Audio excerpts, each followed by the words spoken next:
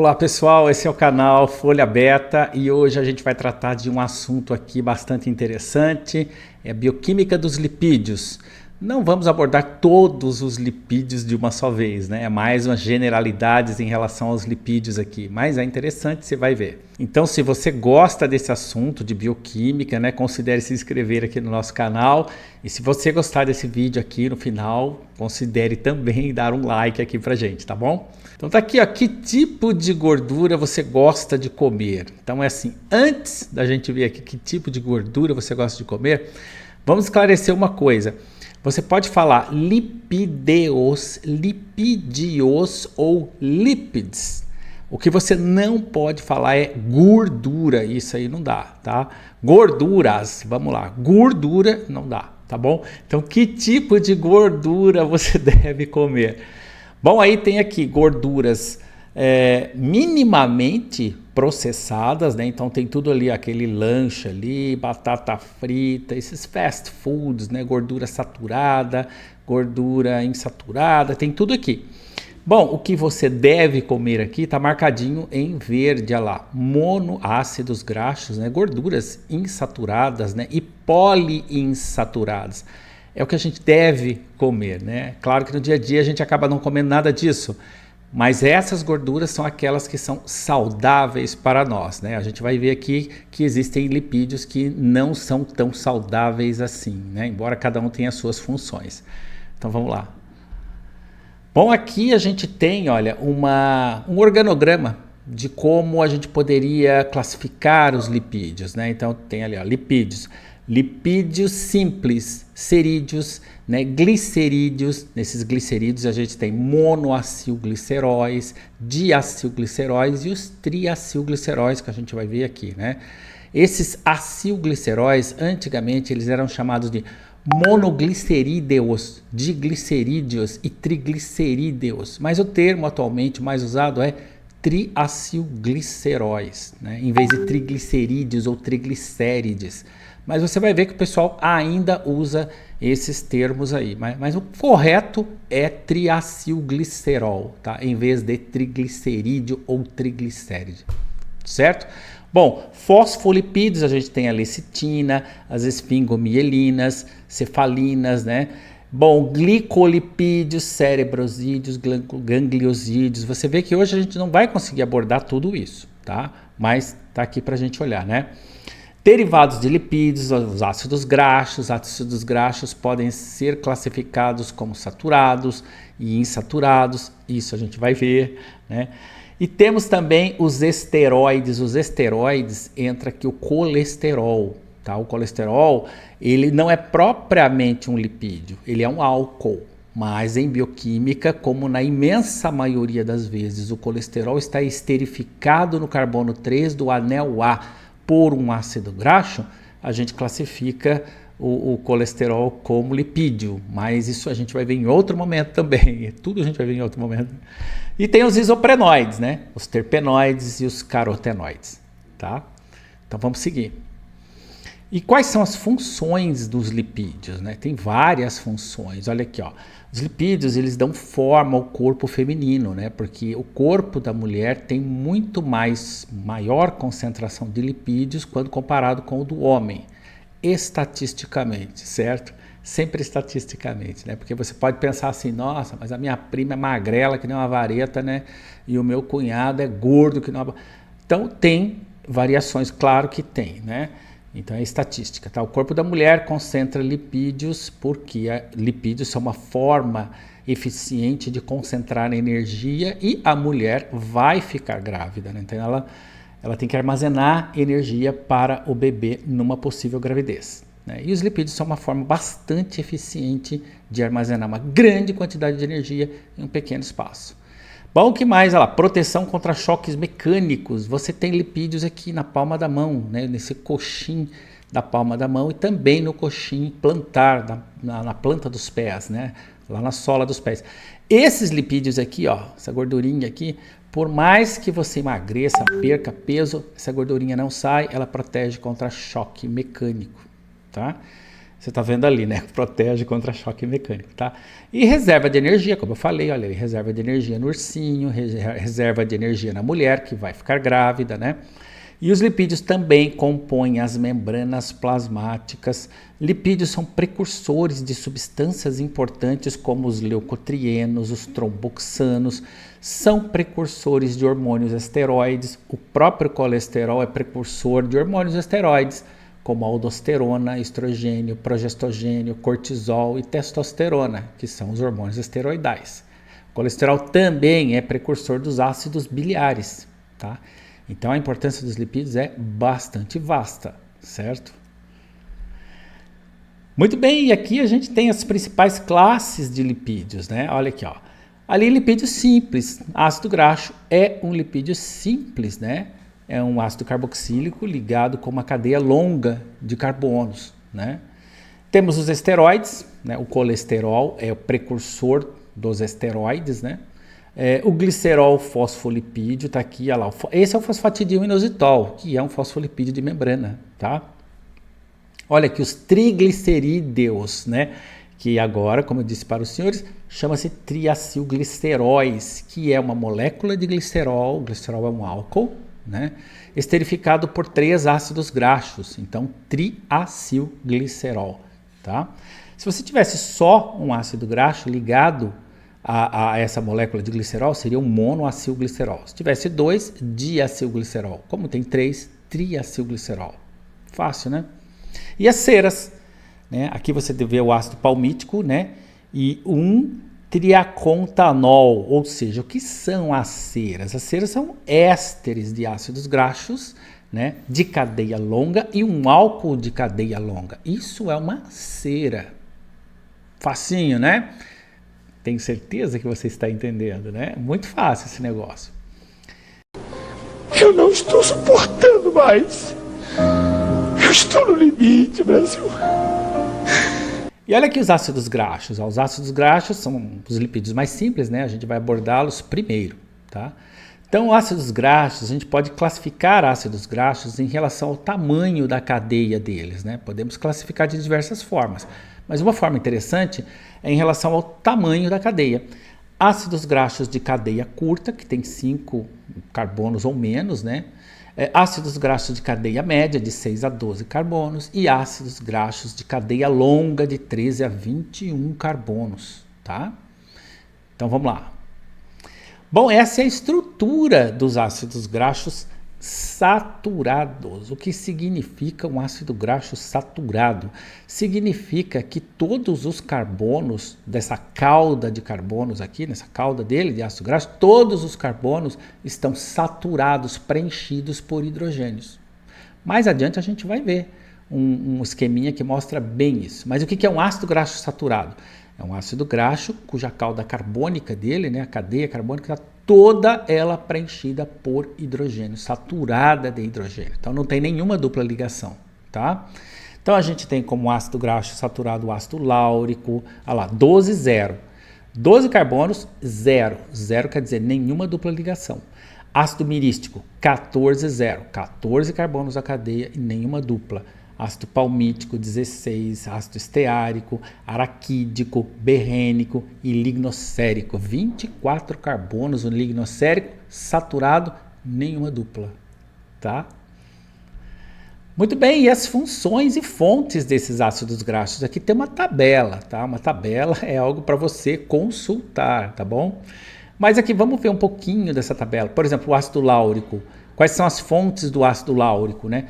Gordura de coco, óleo de palma, próprio leite materno é fonte de ácido láurico, né? Então, quais são as funções? Ele atua como antimicrobiano. No organismo, ele pode ser convertido em monolaurina, que atua rompendo a membrana lipídica de alguns micro-organismos. Daí a sua função antimicrobiana, né? Então, tem vários aqui, ácido palmítico, o óleo da palma. Daí vem o nome dele, ácido palmítico da palma, né? Gorduras de animais, produtos lácteos, qual a composição da membrana plasmática, formação de triacilgliceróis, né?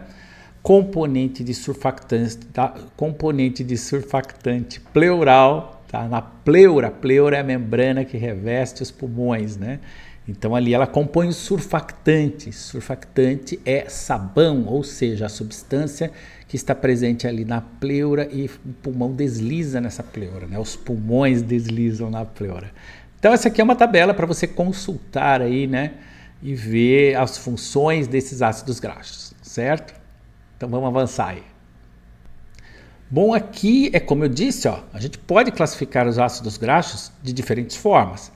Uma classificação é quanto ao número de carbonos lá, né, na cadeia. Então, ácido graxo de cadeia curta, cadeia média, cadeia longa. Mas a gente pode classificar ainda quanto à saturação. E aí a gente tem ácidos graxos saturados, são aqueles que todos os carbonos da cadeia deles são saturados por hidrogênios. E o insaturado. Bom, os saturados ele tem maior ponto de fusão, né, quando comparados com os insaturados.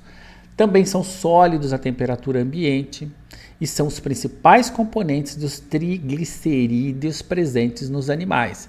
Viu que vez por outra os livros usam esse termo triglicerídeos? Nos exames laboratoriais, muito rotineiramente, você vê esse termo triglicerídeos, tá? Bom, então os ácidos graxos saturados são os principais componentes desses triacilgliceróis dos animais, né? A gordura animal, tá? Aquela banha de porco é triacilglicerol. Os insaturados eles têm menor ponto de fusão quando comparados com os saturados, tá? Eles estão presentes sobretudo nos óleos vegetais e por essa razão os óleos vegetais, na sua imensa maioria, né, eles são líquidos a temperatura ambiente, tá? Porque eles são grandemente formados por ácidos graxos insaturados, certo?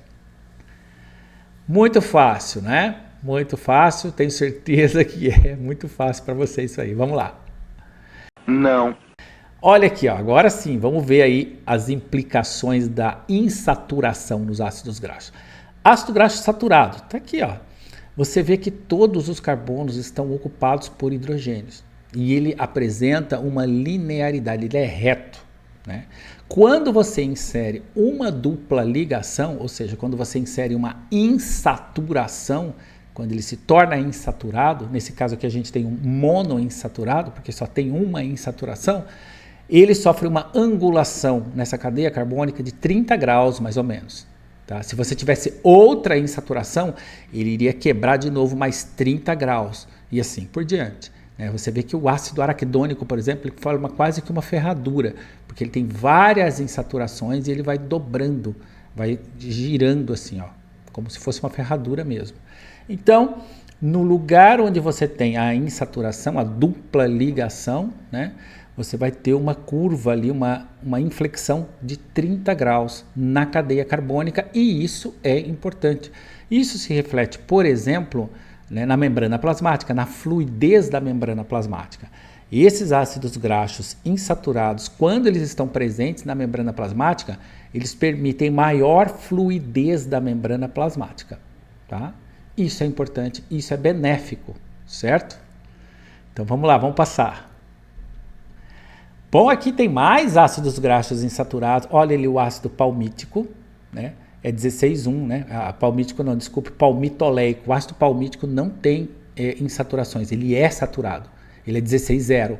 Agora, o ácido graxo palmitoleico é 16,1. E aquele 9 ali é a posição onde existe a insaturação, ou seja, no carbono 9. O ácido oleico, 18,1, ou seja, tem 18 carbonos e uma insaturação, que é uma dupla ligação. E o local dela é no carbono 9. O ácido linoleico, linolênico e araquidônico, marcado em amarelinho ali, são ácidos graxos essenciais. E o que são os ácidos graxos essenciais? São ácidos graxos que a gente não consegue sintetizar. A gente deve obter necessariamente esses ácidos graxos aí da dieta.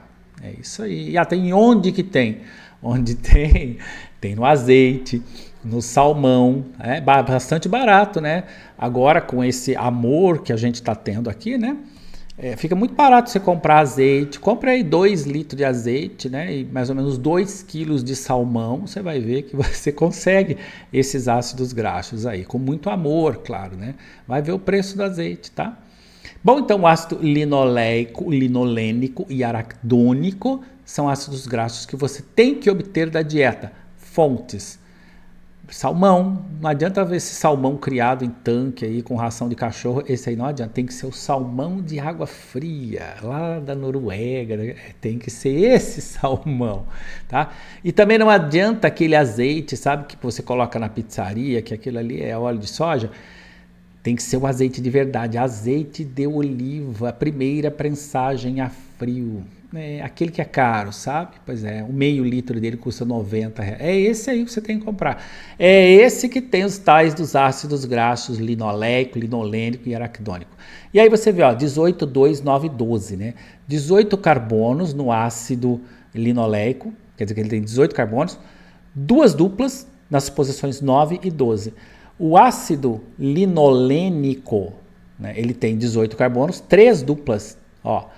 Essas duplas estão no carbono 9, 12 e 15. E o araquidônico, ele tem 20 carbonos, é um ácido graxo de cadeia longa, né? Ele tem 4 insaturações, olha ali que legal. No carbono 5, no carbono 8 e no carbono 14. Bom, e a nomenclatura dos ácidos graxos? É aqui que é interessante. Olha aqui, ó. Tem um nome sistemático, o nome completo sempre será indicado pela palavra ácido. Claro, o início do nome sistemático será um prefixo referente ao número de átomos de carbono da maior cadeia hidrocarbonada que contenha a carboxila. Então vamos ver? O sufixo sempre será oico, como ocorre com todos os ácidos carboxílicos. Quem indica essa nomenclatura aqui é a IUPAC, tá? Então é a seção da IUPAC que trata da nomenclatura desses ácidos graxos para a bioquímica. Vamos ver como é que fica? Olha lá, ó. Um ácido graxo, o ácido graxo láurico. Não é assim que a IUPAC quer que a gente chame ele. A IUPAC gosta que a gente fale ácido dodecaenóico. É isso aí. Ácido mirístico, ácido tetradecaenóico. Ácido palmítico, ácido hexadecaenóico. Essa é a nomenclatura da IUPAC. Mas você vê que nos livros de bioquímica não tem essa nomenclatura, esse nome sistemático. A bioquímica, ela gosta de chamar os ácidos graxos assim, ó. Ácido graxo láurico, mirístico, palmítico, esteárico, araquidônico, berrênico, glicosérico. A bioquímica praticamente não segue essa nomenclatura sistemática que a IUPAC normatiza. É importante? Claro que é, porque assim você classifica direitinho, né? Você normatiza, né, a nomenclatura. Mas, por uma questão histórica, a bioquímica acaba chamando esses ácidos graxos por esses nomes que a gente disse aqui até então, né? Em nenhum momento eu falei para vocês, por exemplo, que o ácido palmítico é hexadecaenóico. Eu falei ácido palmítico. Tá? Então, em bioquímica, você vai sempre ouvir esses nomes: palmítico, esteárico, araquidônico, capróico, caprílico, cáprico, tá? E acaba não se usando a nomenclatura da IUPAC. Mas ela existe, certo? E é importante, tá? Então, vamos lá. Então, tá aqui, olha aqui, ó. Esses ácidos graxos, aqui tem um panorama legal para a gente ver, ó. Ácido fórmico. Ácido fórmico é ácido acético e propiônico, são ácidos graxos de cadeia curta, né? Olha ali, ó, 1 número de carbono, 2 número de carbono, 3 carbonos, nenhuma dupla ligação, nem dá para ter dupla ligação ali, né? Esses ácidos graxos aqui, eles não estão presentes em lipídios, não estão. Por exemplo, o ácido fórmico, fórmico vem de formica em latim, é o ácido da picada da formiga. Ácido acético, acetum em latim, é vinagre. Propiônico, também um ácido graxo de cadeia super curta. Eles não estão presentes em lipídios. Aí começa butírico. Butírum em latim é manteiga. Tá? Valérico, valéria em latim é forte, um ácido graxo forte. Capróico, caprílico e cáprico, que são ali ó, ácido graxo de 6, 8 e 10 carbonos. Esses ácidos graxos estão presentes na gordura da cabra. Se você comer esses ácidos graxos aí frequentemente, você fica com cheiro de cabra, certo? Haja perfume, né? O ácido láurico, mirístico, palmítico. Agora, aqueles que têm estrelinha ali, ó. Tá vendo? Estrelinha, estrelinha, que é o linoleico, linolênico e araquidônico. Eles são ácidos graxos essenciais e a gente deve obtê-los da dieta. E por que a gente tem que obter esses ácidos graxos da dieta? Porque nós não temos enzimas para insaturar nessas posições desses ácidos graxos. Que demais! Bom, e a numeração dos ácidos graxos? A partir do carbono mais próximo da carboxila. O sistema delta, ou D, né, nesse caso, a forma de representação do ácido palmitoleico, por exemplo, seria 9,16,1 ou 16,2,1, delta 9. O número 9 nesse sistema aqui indica a posição da dupla ligação em relação ao terminal carboxila. Tá? A partir da carboxila, carbono 9. Assim, a única dupla ligação está afastada 9 carbonos a partir da carboxila. Agora, esse sistema aqui é mais utilizado? Não é. Qual é o sistema mais utilizado? É esse ômega aqui, ó. Nesse sistema ômega aqui, a partir do carbono mais distante da carboxila. Como assim? A carboxila está aqui, ó, bem aqui. Qual é o ômega? É o último, porque o ômega é o último, a última letra do alfabeto grego, tá? Tanto que Jesus disse, eu sou o alfa e o ômega, o primeiro e o último. Alfa é a primeira letra do alfabeto grego. Se você não sabe grego, aprenda. Bom, então, como é que funciona? A partir do carbono mais distante da carboxila, né, sistema ômega.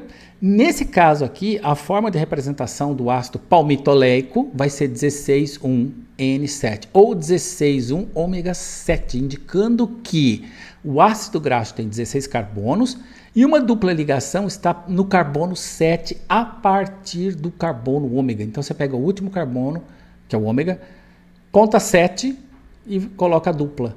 Vai ser ali. Então esse ácido graxo será ômega 7. Tá, e como é que faz o ômega 3? Pega o último carbono, conta 3 carbonos a partir do último, coloca a dupla, ômega 3. E ômega 6, a mesma coisa. Pega o último carbono da cadeia, conta 6, coloca a dupla, ômega 6, ômega 9 e assim por diante. Então veja, o primeiro carbono na numeração ômega a gente chama de carbono 1, que é o carbono da carboxila. O que vem depois dele é o carbono alfa. E depois o outro é o beta. E o último é o ômega. O que está nesse intermediário aí, do beta até o ômega, não tem nome. Tá? É importante saber isso? É importante. Quando você for estudar o metabolismo dos ácidos graxos, você vai entrar numa via chamada beta-oxidação.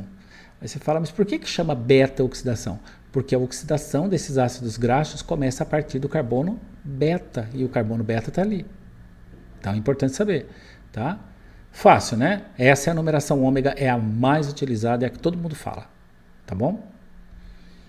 Então aqui agora a gente chegou nos triacilgliceróis, minha gente. Tá aqui, ó. Um triacilglicerol é uma molécula de glicerol. O glicerol é um álcool, né, esterificado por 3 ácidos graxos, tá?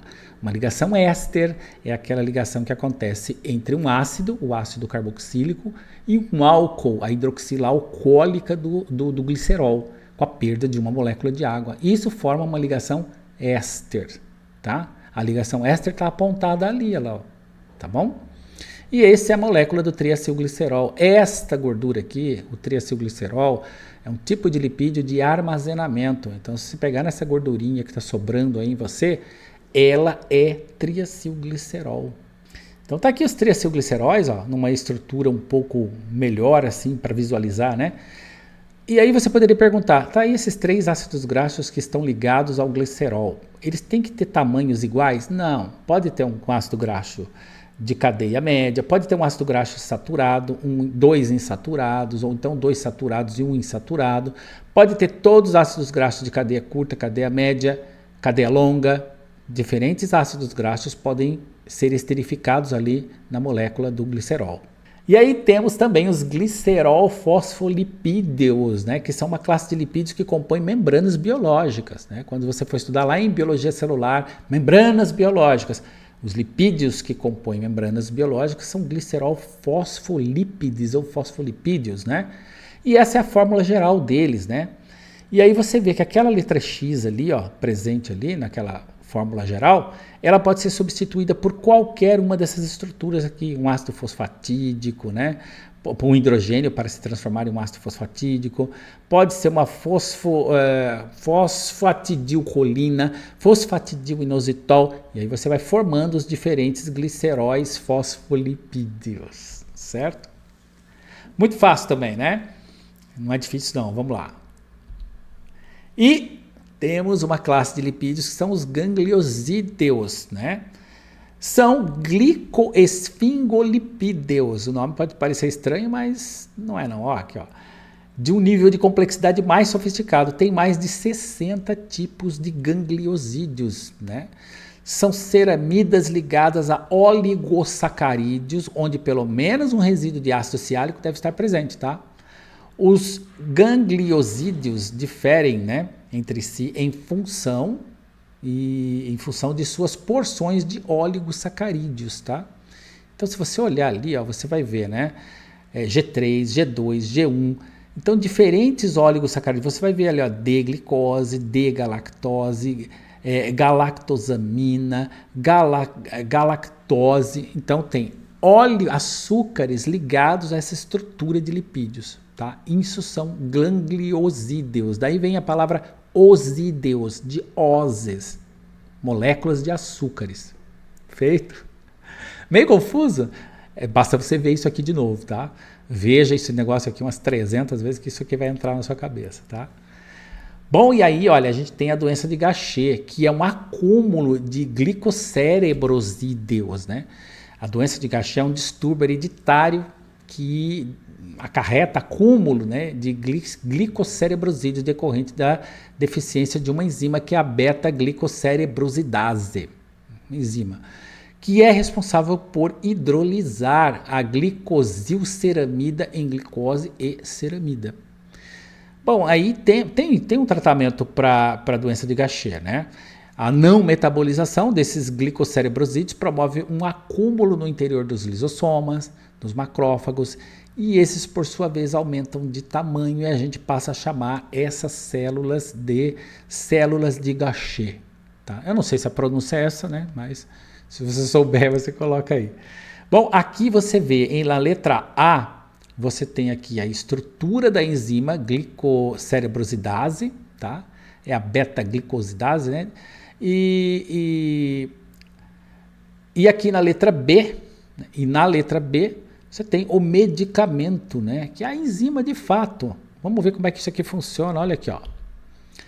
A doença de Gaucher, ela causa redução de hemoglobina, plaquetopenia, anemia, fadiga, sangramento, hematoma, falta de ar, ou seja, é bastante desconfortável e ela é transmitida, você vê aqui, ó, você tem um homem portador, né? Aqui um esquema genético de transmissão, né, da doença, né? Um homem portador, a mulher portadora, vai gerar um indivíduo normal, mas pode aqui um indivíduo portador do gene da doença de Gaucher, né? 2 indivíduos, e uma pessoa que tem a doença de Gaucher, tá? Então, aqui é um modelo genético de como, né, a doença é transmitida geneticamente aqui, né? E aqui você vê aqui o gurizinho, né, à esquerda, ó, um paciente com a doença de Gaucher do tipo 1, antes da terapia de reposição enzimática, né? E à esquerda após a terapia de reposição enzimática, que é aquele medicamento que a gente viu ali logo atrás, né? E a doença de Gaucher, ela apresenta, na verdade, 3 tipos. O tipo 1 é uma doença não neuropática, é mais comum em 90% dos casos, tá? E especialmente em pessoas de ascendência judaica, os Askenazi, tá? A doença do Gaucher do tipo 2 é neuropática aguda, é rara, grave e ela manifesta logo em bebês, tá? E os sintomas do tipo 2 da doença de Gaucher são rigidez muscular, convulsões, dificuldade de deglutição, atraso no desenvolvimento e, infelizmente, geralmente ela é fatal nos 2 primeiros anos de vida. E a doença de Gaucher do tipo 3, ela é neuropática crônica. Ela causa, né, anormalidades oculares, demência, problemas de coordenação, tá? Mas com envolvimento, tem um grande envolvimento neurológico progressivo, tá? a sobrevida nesse caso é variável. Bom, e aí a gente chegou aqui no colesterol, tá? O colesterol não é propriamente um lipídio, como eu disse para vocês. O colesterol é um álcool e a gente poderia explorar bastante aqui o colesterol, mas isso, minha gente, vai ficar para um próximo vídeo. Em breve a gente vai abordar só o colesterol, tá? Porque o colesterol é bastante extenso. Então, se você entendeu tudo até aqui, né? Agora terminou, finita la comédia, né? Você vai deixar aqui se você tem dúvidas, tá? Se você tiver dúvidas, você deixa aqui as suas dúvidas, a gente procura responder. E agora, já que você entendeu tudo, você vai deixar aí nos comentários quem é essa banda aqui. Eu vou dar uma dica. Eles cantam uma música chamada Sweet Home Alabama. Você já ouviu, tá? Esse pessoal é muito bom. Tá? Então, muito obrigado por você ter assistido. E se não entendeu alguma coisa, deixa aí nos comentários que a gente procura responder. Feito?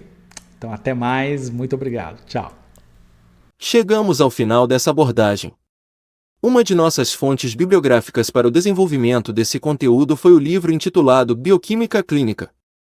Se você quiser adquirir essa obra e mais de 300 outros títulos com 30% de desconto, consulte nosso catálogo e entre em contato. Se você gostou desse conteúdo, apoie nosso canal com seu like e considere se inscrever, fazendo parte da Folha Beta. Obrigado.